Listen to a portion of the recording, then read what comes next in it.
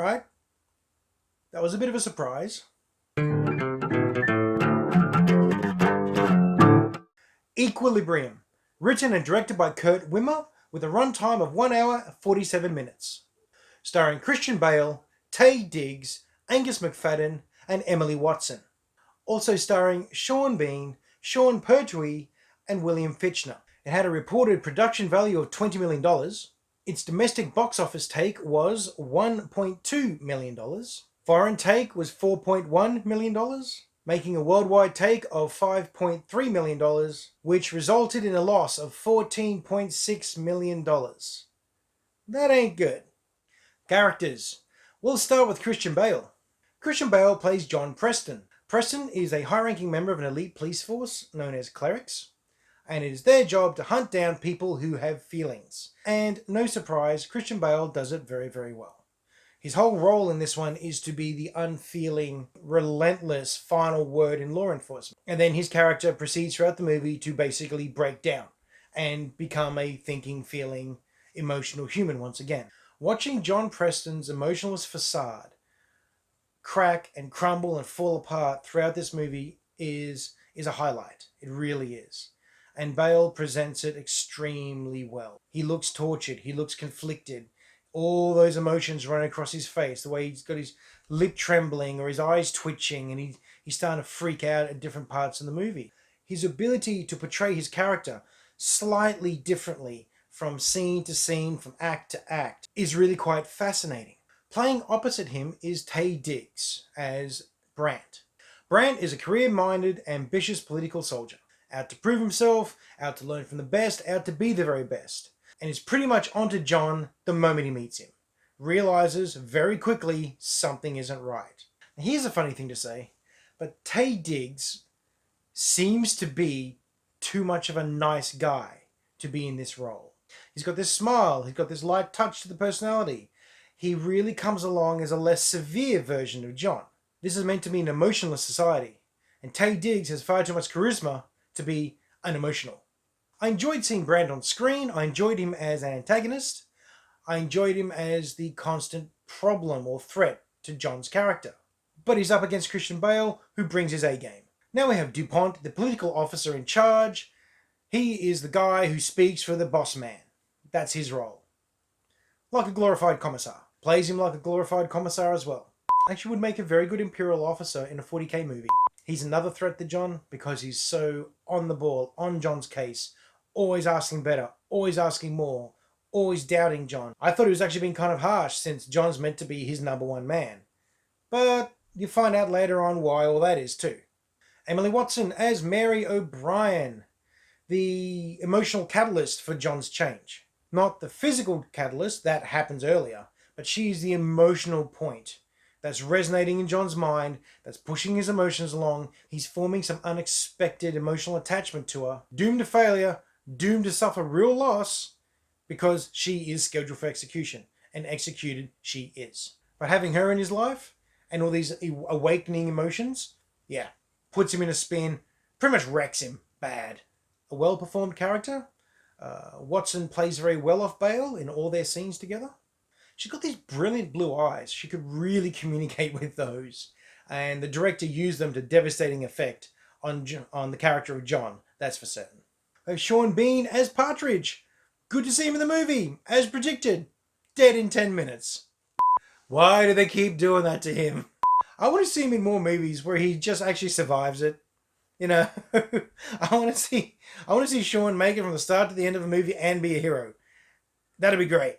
I honestly can't think of any movies right now where that happens. Editor's note, of course, the moment I finished filming, I remembered Sharp. It's a TV series, it's a British TV series. You need to watch it. Go find it, go watch it, you'll love it. William Fichtner as Jurgen. Turns up early to mid second act, has a key role in mentoring and leading John down the path of his awakened senses and his awakened emotions. Well played, well portrayed, but could have been done by anybody, really. And then Sean Pertwee. Then you've got the... This is ridiculous.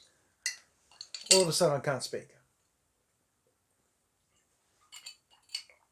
Then you have the father, portrayed by Sean Pertwee. Literally a face on a billboard. Just a face on a screen, delivering lines, delivering political rhetoric, political speeches, encouraging the population to feel nothing. Yay, well done, you've cast off all the problems of humanity. They use him a lot, actually. There's a nice little Batman connection here with Bale playing Batman and Sean Pertwee playing Alfred in the Gotham TV series. So this character score's got to end up on a 3. Could be a 3.5 to a 4 because of Christian Bale, but everyone else is really not up to his level. And it shows. Unfortunately, Bale is just that good in this. Everyone else is definitely not up to scratch. They're not terrible, but they do stand out as being sub-Bale on this. So yeah, it's a 3. Okay, story. So basically, this is the story of a man who is in a emotionless wasteland of a society who, through mischance really, starts to develop them again and then has to deal with the emotional ramifications of this awakening. But the story goes well. It plods along. It isn't a quick story, but it also doesn't take very much time to get to the end either. It hits a point and everything speeds up and then we're done. Majority of the story is just watching John wake up and experiencing the world. And then watching his epic struggle to contain these emotions, keep a straight face, not get arrested for being, well, basically a sensory heretic, and also getting roped into the underground movement to throw off these shackles from humanity, along with saving himself, saving society, saving the world. You know, the standard. Whilst this is technically a sci-fi movie, they really don't lean into that very much. It's sci-fi in as much as it's set in the future, and it has some scientifically impossible or improbable concepts. Actually, it's probably more possible than probable, which in itself is a worry. Now, the movie spends a lot of time on John, which is a good thing because it's all about his progression as a slowly awakening human. Watching him deal with things, watching him realize things, becoming more aware of his surroundings, going from the cold, automaton, oblivious, living mannequin to this guy who suddenly realized that, wait, there's rain on the window. Hey, wait, there's sunshine outside. Hey, wait, people around me exist. And watching him see little things. The fact that he ends up taking his gloves off a lot and touching things and feeling things when he hasn't bothered to before because it hasn't occurred to him to even try before. He kept dropping into basic territory though. Joins the underground. Hey, we need you to assassinate the boss. The way they did it was a bit of a surprise though. Having all the resistance leaders offer themselves up as captives, as a sacrifice, to show that John's still on their side so he can get an audience with the big boss man, so he can put a bullet in his brain. That's a slightly different take on things. That was okay. Look, the more I talk, the more cliche this sounds. This is because the whole thing is a cliche. It's a cliche from start to finish. It's also a well-told cliche, but the other problem being it's a frequently well-told cliche, and in some cases told better. This concept has come up in movies and many books before. It got a lot of negative reviews for being a mishmash of many different sci-fi properties, stories, and things that everyone's seen before. Worst part being that, yeah, they're right. They did show that John's still maintaining his mental faculties by having him pull a switcheroo on a gun, appear to get himself out of being treason charges, appear to set up Brant for the fall and get arrested and taken off to get incinerated.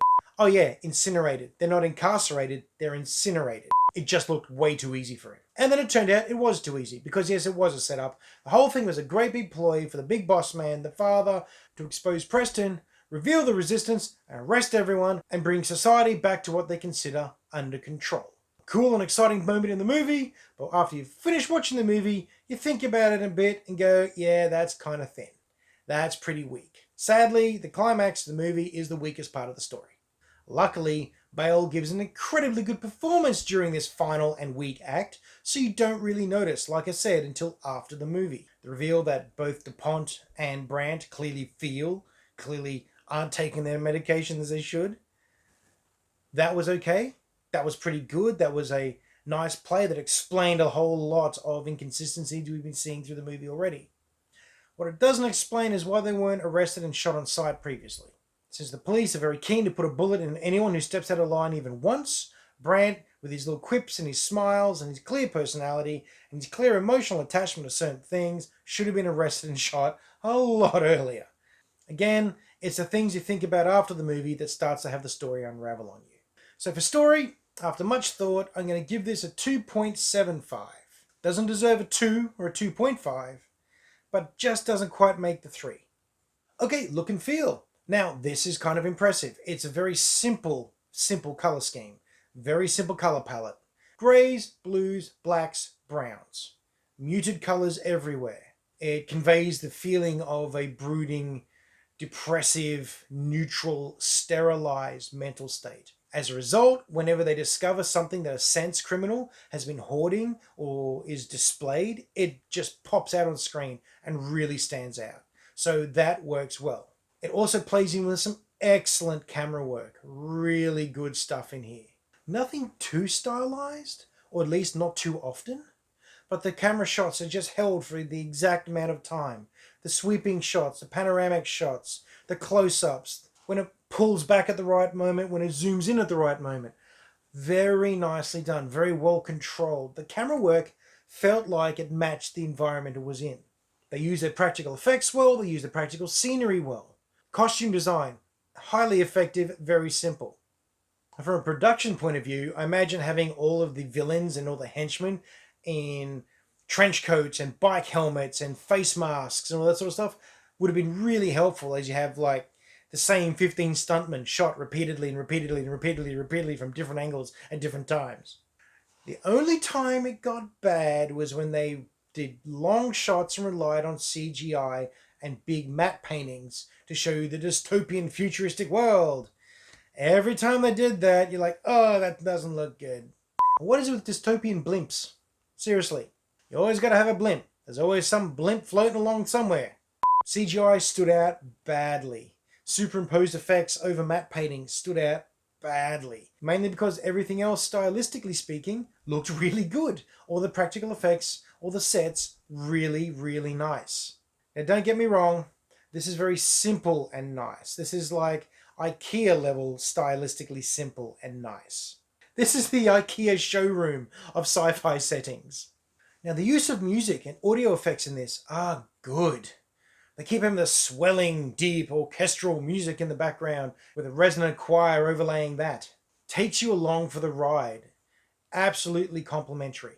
The choreograph in the fight scenes is good. It's well done. It's very exact. It's what you're kind of expecting when you hear about gun kata and gun fu. However, the way that they did shoot it, sometimes you feel like every bad guy in the scene got shot and killed 3 or 4 times over. In the opening demonstration of John Preston's incredible abilities at gunfighting, he kills 12 guys, it feels like around about 36. Just the sheer volume of shots, the sheer volume of death sequences flashing up on the screen doesn't match the amount of bodies on the floor and how many were told were in the room to begin with. The final fight scenes, the breaking out of interrogation, charging in the hallway, mowing through bad guys left, right, and center, getting into the room, a really cool sword fight, brief, cool sword fight, because John does not muck about. That was also very, very cool. The way they build up and set up Preston versus Brandt as some sort of boss fight, and it's over in what, 3 short strokes, and it's done and dusted. Seriously, Brandt is dropped like a trash mob in an underlevel raid. He's just done. Gives new meaning to the term face-off as well. As a result, look and feel is good. It maximizes on what works, it minimizes what doesn't. Very nice set design with the good use of music, fight choreo working more often than it doesn't, and the way that they portrayed the world getting more and more confronting to John, the more and more he became aware of it. I'm probably going to go ahead and give this movie a 3.25 for look and feel. Okay, script and dialogue. Well, as I've already mentioned, Christian Bale's acting is the thing that carries this whole movie along. Lots of subtle acting, lots of nuanced acting, lots of very well delivered lines, lots of carefully delivered lines. Certainly feels like a lot of care was paid to who says what and how.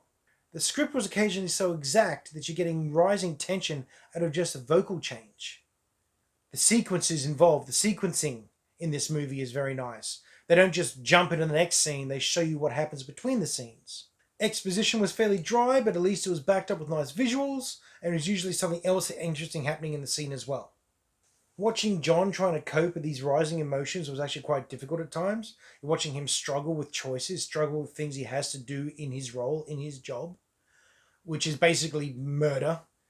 and murdering people he now identifies with was a real test for him as a character and sometimes for you as the viewer. Although at one stage, Bale's got this guy slammed under the table, he's yelling in his face, and he drops into the Batman growl. It was definitely the Batman Begins Dark Knight Batman growl. Threw me out of the moment completely, I'm afraid. I had to pause and have a laugh. They kept dropping in little hints that DuPont could feel, like the fact that he doesn't use gloves when he's touching things. And they focus on that every now and then. The way he loses his temper, raises his voice, clearly isn't control of his emotions, but did leave you wondering, why has no one else picked up on this? For an emotionless society, there are a lot of people with emotions in this society. And the writers play with you. There's this whole dog sequence, whole bunch of chained up dogs. Having dogs is illegal because they give emotions, so guess what? Click, click, bang, bang. Then there's the puppy that ends up with John, and John's conflict over the damn puppy, and you're getting emotionally attached instantly to this puppy. You instantly care more for this puppy than anyone else in the flaming movie. Don't tell me that was a mistake in writing. That was damn intentional. That's what that was. Oh, the way they wrote these kids. John's kids. His eldest boy. Creepy, creepy Gestapo commissar child. He keeps popping up going, what are you doing? What are you doing? What are you doing? Like he's a little inquisitor. Didn't like that kid. And then they flip it on you and reveal that the kid's okay. In fact, that the kid has been off his meds as well. He's just been hiding it really well. So much better than Dad does. So much better than everyone else in the damn movie does. That was a relief, much like the puppy. The quality of the script and writing kind of wandered off in the third act, but they always do, generally speaking. It's kind of rare that your third act holds up to the first, unfortunately, especially in sci-fis. Yeah, script and dialogue, gonna give it a 3.5. It was nice. And now, of course, onto fun factor. So, did I have fun? Yes, I did. Were there holes in this movie that pulled me out of it every now and then? Yes, there were. The fact that Bale was so good in this is almost a detriment to the movie itself, because no one else was living up to his standard. No one else was delivering like he was. And it was noticeable. Kind of like the matte paintings in the background and the really dodgy CGI every now and then. Thankfully, that was a minimum. The villains were generic. The underground resistance was generic. The choreo was good until it wasn't. Then it was just okay. It presented very well, but you honestly have seen this movie before in probably a variety of different ways and read it in a variety of better ways. Fun factor is going to land on a 2.75. I'd like to give it higher, but it just doesn't quite get there. I knocked my camera over before, so I'm just hoping that this is all in shot again. Add it all together, and we have a 15.5. Good movie, slightly better than good. As I've said before, many of us moviegoers don't mind the same story retold, just has to be retold well. I will say that without Christian Bale's performance, however, this movie wouldn't be anywhere near a 15. Thanks for watching, and please comment below. In fact, I'd really like to know if you've seen this movie, and I want to know your thoughts on this one. I want to see if it's me just thinking too deeply again, or if some of my points are actually valid. Like, subscribe, and share my channel around. Hope you all have a really good week, and we'll see you for the next movie.